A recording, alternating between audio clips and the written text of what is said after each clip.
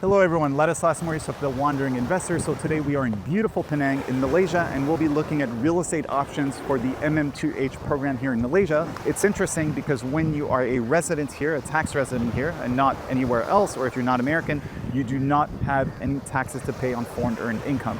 So real estate here gets you access to this tax regime. So Serena, you've been a realtor here for a long time in Penang. Yep. Welcome to Penang. Thank you very much. So you've helped a lot of people obtain the buy real estate to obtain the MM2H?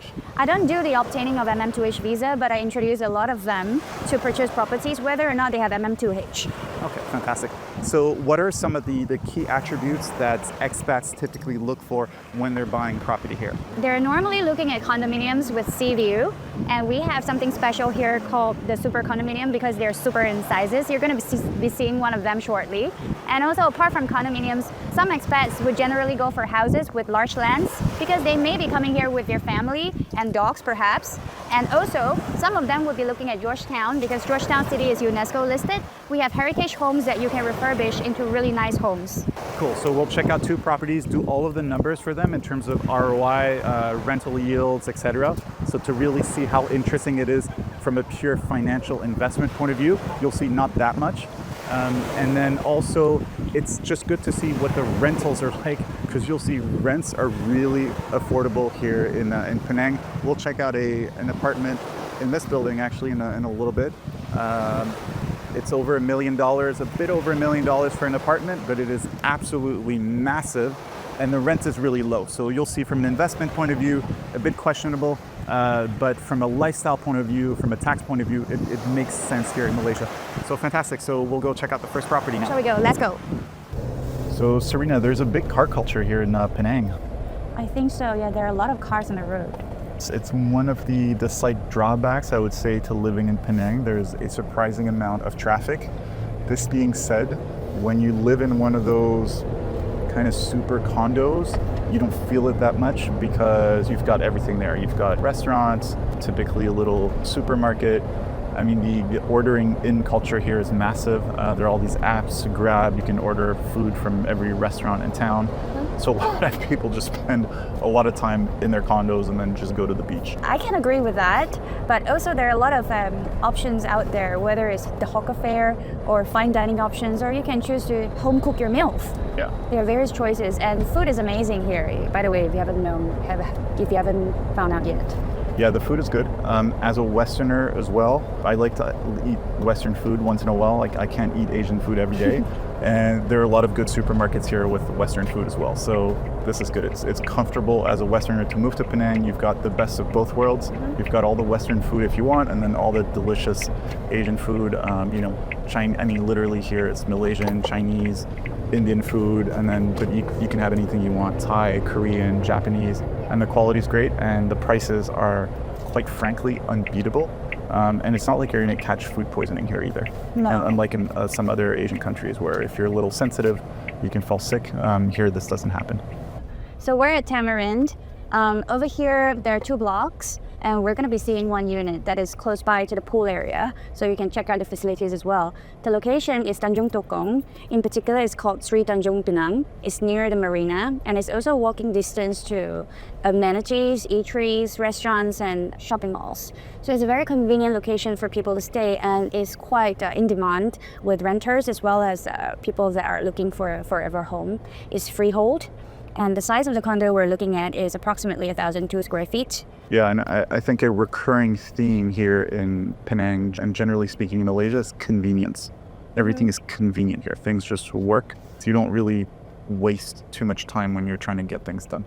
And I also want to add that most condos here, they do come with a allocated parking bays. Okay. So this condo in particular, it gives you 2 parking bays. I kind of miss 666. Yeah, and Serena was given the number 666, so that's not really a good sign for this viewing. Okay, so here's the parcel collection spot for the residents. And if you're not home, if you're traveling, or if you're working, when you come back, your parcel is always safe here because you have a security guard guarding it for you all the time. Not that theft is much of an issue here. Yes, it's fairly safe to live around here.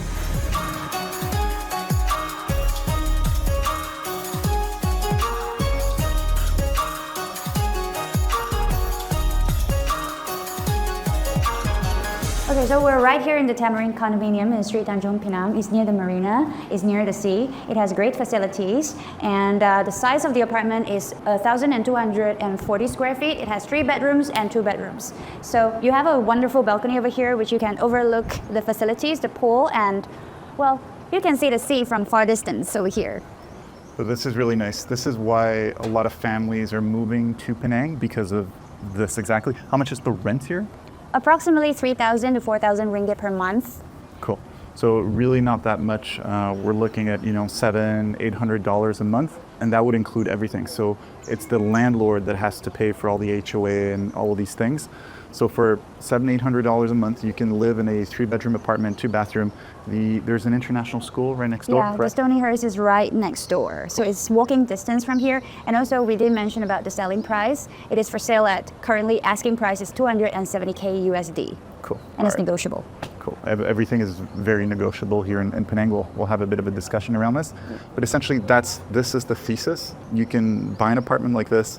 You live here, there's an international school, you don't pay taxes on foreign earned income here in Malaysia. Healthcare is very affordable, high quality. Penang is a health tourism, a medical tourism destination. And then you just sit here on your balcony and your kids run around, they're in the water, they can go swimming. It's very safe, no pedo is gonna run away with your kid. Malaysia is very safe and very family friendly. So a lot of people are opting for this lifestyle, and not just Westerners who want to save on taxes. Have you had a few clients as well? Because I'm seeing this in a lot of other markets in Egypt, in Turkey as well, where it's Muslims that live in Western countries. They feel they're not quite aligned with the values anymore. They made their money and now they want to go somewhere else, and then they choose Malaysia. Because it's so comfortable for them from a religious point of view, from a values point of view, but it's still very much first world. Yes, we're multicultural, we're multilingual, but English is enough to get you around. So everybody speaks English. Otherwise, a lot of people here speak Mandarin as well, and Malay, and Tamil, of course. Cool. All right, let's go look at the apartment. I mean, the finishings are quite good. The floor is hardwood, which is nice. So can you elaborate a little bit on the different types of property ownership here in Malaysia, because it's a little confusing at times? Okay, in terms of tenure, we have freehold and leasehold properties, and majority of the properties here are freehold. So normally we would encourage people to purchase freehold properties, because if you're purchasing a leasehold properties, you don't see as high as capital appreciation compared to freehold properties in general. And also we have 2 different types of properties, whether they are strata titled or they are individual titled. Strata title means something like this: a condominium or a gated and guarded house in the neighborhood, sharing facilities, and you pay a maintenance fee. And individual title means you own the land, you are not subject to any Strata Act law or anything like that. And that kind of property, the threshold for foreigners to purchase is higher compared to condominium, which is strata title. Except if you're applying for the MM2H, where the minimum is $140,000 approximately, 600,000 ringgit. Yeah. So just a small question as well. I see there are different classifications in terms of buildings. Some are residential, some are commercial. Do they all qualify for the MM2H, and what's the difference between? So it is advisable that you go for residential properties only if you want to qualify for the MM2H criteria for purchasing above 600K in ringgit. Why? Because if it's a commercial property, then MM2H doesn't allow. Yeah, it's only for you to purchase residential property, 2 units per ticket. And that's a bit problematic in the sense that a commercial license, even if it's a building that looks residential, allows you to do Airbnb, right?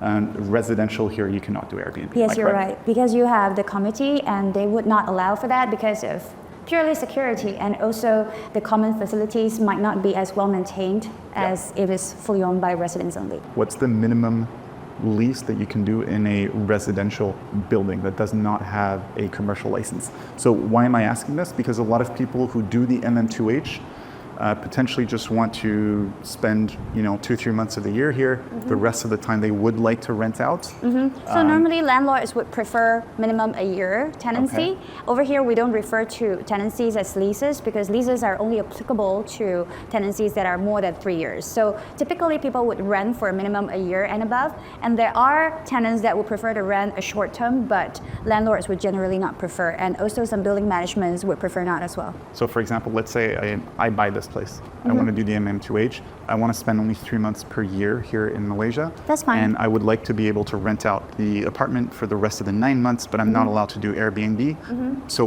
how do I strike a balance? Okay, we can look for tenants that would want to rent for perhaps 6 months to 9 months, but there's always a catch to it, because why would they rent for such a short-term period? Typically, landlords here would go for tenants with a certain long-stay visas, for example, the MM2H or work visa or guardian visas. And if they don't have that sort of visas for long stay here, that means they can't qualify to stay more than 90 days in Penang.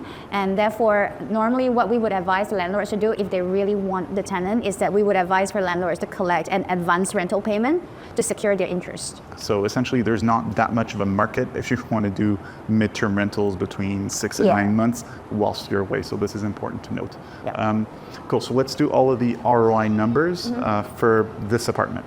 Cool. So the price is about $270,000. What are the closing costs roughly? Closing costs for buying a property as a foreigner here is typically about 10 to 12%. Okay. So not low. What would be the rent, you said between 3 and 4, so we'll use 3,500 ringgit per month. Property management, generally about 10%. What about fees for finding tenants for 1-year lease? So typically agents would charge 1 month fee to secure a tenant for you. And upon that, if you would want the agent to manage the property for you because you're not physically here or it's inconvenient for you, agents would charge at approximately rate of 10% per month of a rental amount. What about the vacancy rate? What should we take into account here? Because there's a fair amount of vacancy here in Penang. Yeah, this one here is fairly low because it's very near to great amenities and it has great facilities. It's in a great location. It's in a desirable location actually, and it's also very near to international schools. So your tenant selection is quite big compared to other parts of Penang Island. So it really depends on what's around you because people want to stay nearby to where they are. And also we were talking about cars earlier. So there are a lot of cars in Penang Islands simply because we have a lack of infrastructure. We don't have a train yet, but it's coming. There's a train coming to Penang? Yeah, from the airport to town, but it's going to take some time. And we also have buses, but generally people over here prefer to drive because it's a very tiny island after all. And going to from one place to another is not really, really long. All right, so for the numbers, we'll use a vacancy rate of 2 months per year, roughly. I would say so, yeah.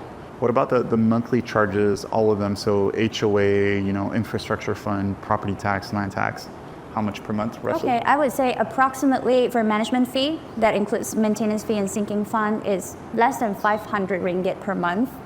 Okay, and in terms of taxes, biannually, I would say less than 130 ringgit per month. And it's the landlord that has to pay all of these, correct? Correct. So the tenant would pay for water, electricity, internet, and the monthly rental, but the landlord would bear the expenses that includes all the taxes that we mentioned and also insurance. Cool.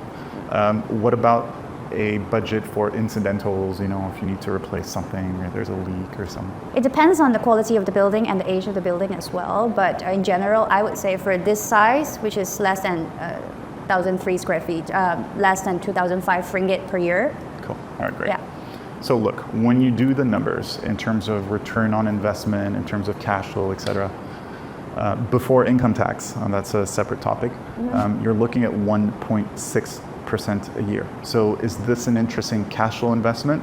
Absolutely not. Are there any interesting cash flow investments in Malaysia?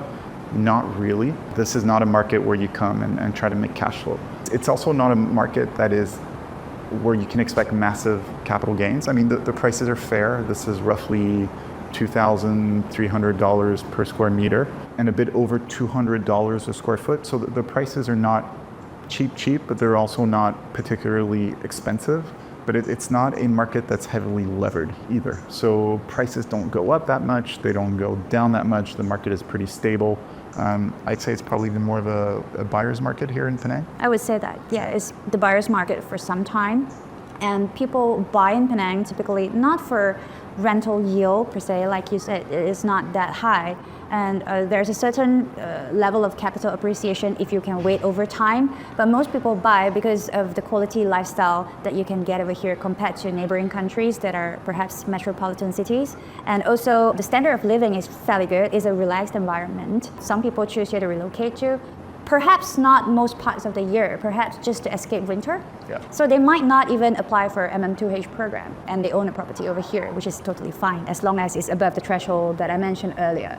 Where are most of the foreign buyers from? Are there a lot of mainland Chinese investors? Not here? exactly. Most of them come from Singapore. And then you have investors and buyers and relocators from Hong Kong under MM2H program as well. And we have generally UK, not so much of US, a lot of Australians. And also we have this category of buyers I call them the returning Malaysians because they are Malaysians, but they have gone to other parts of the world to work. And finally, they decide to retire and they would come back to Penang, whether or not they're from Penang. Yeah, interesting. This is a tax product. Look at it this way. It's a tax and lifestyle product. If you look at it this way, it makes sense. If you're just coming here for cash flow or capital appreciation, just go somewhere else. There are better markets for this in the world. Yep. And people have to understand that also in the context of Asia, people view property differently than they do in Western countries. In Western countries, we're usually quite focused on cash flow. In Asian countries, a lot less, which is why you see cash flow numbers that are a lot lower, and which is also why when you have suddenly Chinese people being obsessed with Vancouver, prices go to such a level that it doesn't really make sense from a cash flow point of view for us Westerners, but for them it still makes sense because they look at property differently. So you have to come here when you invest in Asia with a different mindset. Whether you want to invest with this mindset or not is a different story, but just without even looking at all these factors, really you're buying a tax product. This is how I choose to look at it, tax and lifestyle product. So when I see this and I see the cash flows that are not very interesting, I'm tempted to just aim for the minimum in terms of the MM2H, which is just $140,000. Can I then just rent something else on the side? You can. In fact, a lot of our clients, what they do is when they apply for MM2H visa, they're being advised by the MM2H agent to purchase a property that is at a minimum of 600K, which is a hugely reduced threshold from 1 million or 3 million, as I've earlier explained. 600K ringgit. Yeah, 600K ringgit. So what they do is they buy a property that adheres to that, 600K, they have us rent them out, and then they would spend some money to rent a supersized condominium, which we will check out later, which has size over 6,000 square feet, smack by the beach, and you have such a big space, and most of them just living by just the two of them, you know? Yeah. Yeah. So I think this is the play. And also when you go for so what, 140,000 would get you what, a one bedroom in this building? There's no one bedroom building. One bedroom buildings units are not typically popular here. There are choices like that, but normally they're commercial titled. Okay. Generally, developers would build properties that have at least 2 bedrooms, majority 3 bedrooms and 2 bathrooms and 2 car parks. Cool. So you'd get a 2 bedroom, 2 bathroom, and some inferior Yes. development. Whatever, you rent it out, you make your 1.5% a year, or you do like Chinese investors and you leave it empty, and then you just rent a really nice place for yourself and your family. Again, because the cap rates are so low, the rental yields are so low, it just makes more sense to rent Yes. than to buy. Cool. And also for 1 bedrooms, they are available, but they are not really popular here because if you can rent apartments with more rooms, more space, why would a foreigner do that when they can do it elsewhere? So they would take advantage of what Penang can offer. Cool. All right. So look, we're gonna go check out that other apartment, which is just absolutely massive, and you'll see what you can get for a bit over $2,000 a month of rent here. It is gigantic. Cool. All right. Let's do this. Okay. Hello. Yeah. So we went through this apartment. Everything about it is huge. I mean, including the door. Just massive place. How many square feet? 580 square meters. Cool. So a bit over 6,000 square feet for this apartment. How many bedrooms and bathrooms? We have a total of 4+1 bedrooms, 4+1 bathrooms, and you have a wet and dry kitchen, which we'll show you in a bit. You have several massive balconies and this unbeatable sea view, which is unobstructed, totally unobstructed. Cool. Okay. So the price tag is a bit under $1.1 million. But I want people to look at this not simply as a potential purchase, but also if you just want to rent it, right? So there's always the possibility of buying the cheaper units for $140,000 for the MM2H, and then renting a place like this. How much would the rent be? About 10,000 to 12,000 per month at this moment. So ringgit. Cool. So $2,300, $2,500 per month to rent a just massive place like this, front line. Yeah, the view is absolutely stunning. What would the closing cost be for a place like this? Approximately 10% of the property price. And properties here are generally, when they're for sale, they're generally negotiable to about 10 to 20% from their asking, but it depends on which owner it is and which properties as well. Okay, so this is not for this unit in general, it's just the market? Yes. 10 to 20%, that's quite a lot. Typically in markets, in a lot of markets in the world, 5% is pretty standard, etc. Yeah. But here it's more. Yeah, it really depends. But yeah, we have cases where we negotiate quite a fair bit. Okay. But generally, I would say stick around 10%. The beach is public though, but the access is private. Yeah, all the beaches here, they are public, but every building has its own private access to the beach. So if you don't own a building by the beach, you still can access to the beach. It's just a matter of where you go in. But if you invest in a property like this, obviously you can just walk straight down to the beach every day. Cool. So what about the expenses per month? Because property management and all that, that's the same as the other apartment in terms of percentages. What about the HOA, property tax, etc.? How much per month roughly? The management fee is a bit higher though because the size is big. So we're talking about less than 2,000 ringgit per month. And when you're talking about expenses in terms of maintaining the property, I would say it's probably not more than 9,000 ringgit a year, but it really depends. And also when it comes to taxes, probably below 500 ringgit per half a year. And that's included in the numbers for all the monthly charges. When you do the numbers, you end up roughly with a net rental yield of 1% before income tax. So no one in their right mind would just buy this for rental income. It really is just a lifestyle purchase. It's a tax product, and it's a way to have money in a very different jurisdiction, which is quite stable as well. So for people who don't want to be all in the West, they can just buy something here. Generally speaking, it maintains its value, especially when it's frontline. Look, apartments like we saw at Tamarind right before, it's a bit newer, it's nice, nothing wrong with it, but it's just inside, it's not frontline, and there's a lot of space still to develop. This year is frontline, good location, etc. It's not going anywhere. I mean, the sea will be here for... And it's extremely low density because you have only 2 units per floor. You don't really see your neighbors too. Oh. It's only a single block. So can you tell us a little bit about Penang as a hub?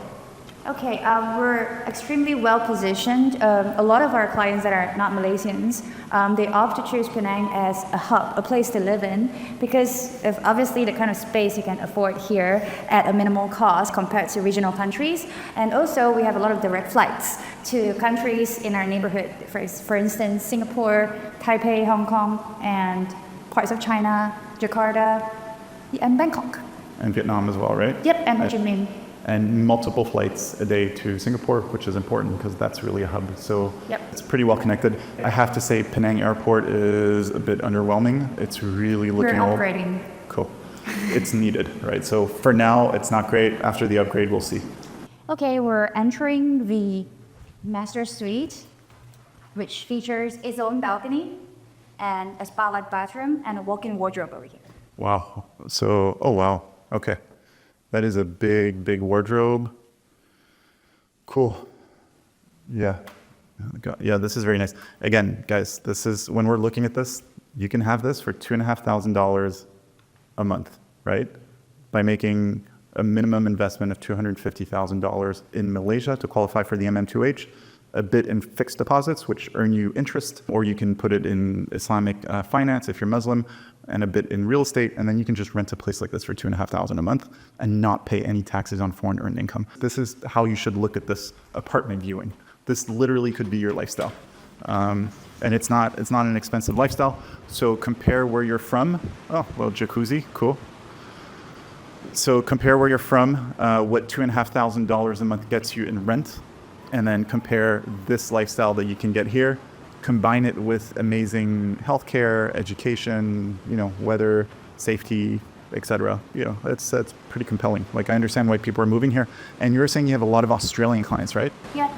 In fact, the owners of this property, they're Australians as well. Okay. Yeah. So Australians, Kiwis, so why them particularly? More than, because you said you don't have a lot of Americans, Canadians. I guess it's because we're close by as well, and it's not really hard to hop on a couple of flights to go back home. And also a lot of Australians, they are pilots working with Cathay, and a lot of them used to live in Hong Kong. So for people from Hong Kong, whether you're originally from there, they can relate to Penang very well because we're primarily Chinese over here perhaps, and we're an island, and you can live much better compared to living in Hong Kong, because just looking at the property prices is insane, you know. And if you're wondering why we only have one microphone now as opposed to two in the first apartment, we lost the second one. I lost it.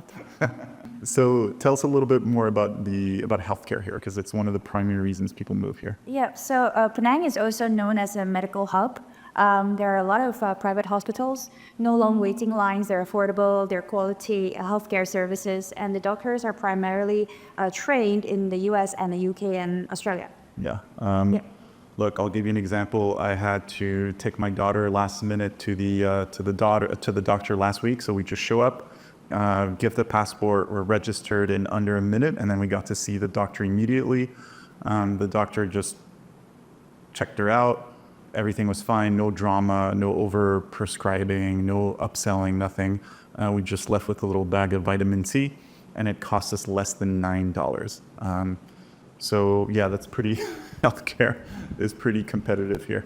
And then also when you live here, and it's something that I discussed with TG, he's my MM2H agent here, one of the prime advantages of having residence here in Malaysia is you get access to Malaysian health insurance, which is really affordable and really covers you everywhere in the world. So it's very competitive. So cool, the view of the city. You can actually see Tamarind from here. Okay. Oh, that's the one? The bunch there. Oh yeah, these, okay. Great bunch. All right, I prefer the other view. It's a bit less loud as well. But yeah, look. In the evening. So I just recently came back from Langkawi. It's very different from Penang. Lovely island, and you also help people secure property there, correct? Correct. So can you give us just 2 words on the differences between Penang and Langkawi and the type of people that prefer Langkawi over Penang and vice versa? We have some clients that have moved to Penang from Langkawi. They have opted for Langkawi simply because they love the relaxed atmosphere, the lifestyle elements and all that. But eventually they felt that they wanted a busier life, to be closer to more amenities, because Penang provides much more in terms of not just comfortable options, but we have much more in terms of healthcare options as well, or schools, or shopping. Airport. So yeah, then people that would want to have more fun choose to be in Penang. But there are some clients that would prefer to live quietly, remotely. We would advise for them to perhaps consider Langkawi, but please note that for Langkawi, a lot of real estate are Malay reserved, so it actually means foreigners or non-Malays cannot purchase them.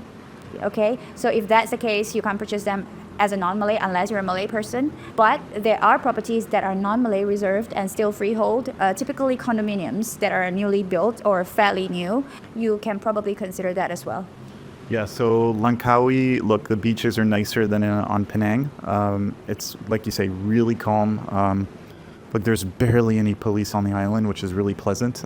Extremely safe, very little police, very little CCTV. You're just kind of left alone there. I found Langkawi very nice. But yeah, after a while, I'll put it this way, I spent like a small week in Langkawi. I was happy to be back in Penang. Having said this, there are like $50 flights back and forth. So when you're in Penang, you can just fly to Langkawi for a few days, come back. It's a nothing burger. So, but both options are fine. But for 95% of people, Penang will generally be the better option. So you can help essentially anyone purchase property here in Penang for residency or just for lifestyle, etc. All types of properties, in fact, we cover. But of course, you can feel free to just drop us a line and we'll help you out. Perfect. So Serena's contact information is below. And also, if you want to find out more information on the MM2H program, how to get residency here, there's a link with more information right below. All right, Serena, thank you very much for your time today. Thank you. It's a pleasure. Make sure to download my free ebook, 12 Mistakes to Avoid When Investing in International Real Estate, which you can find on my website, linked below. And feel free to follow me on Instagram @TheWandering Investor. I look forward to hearing from you.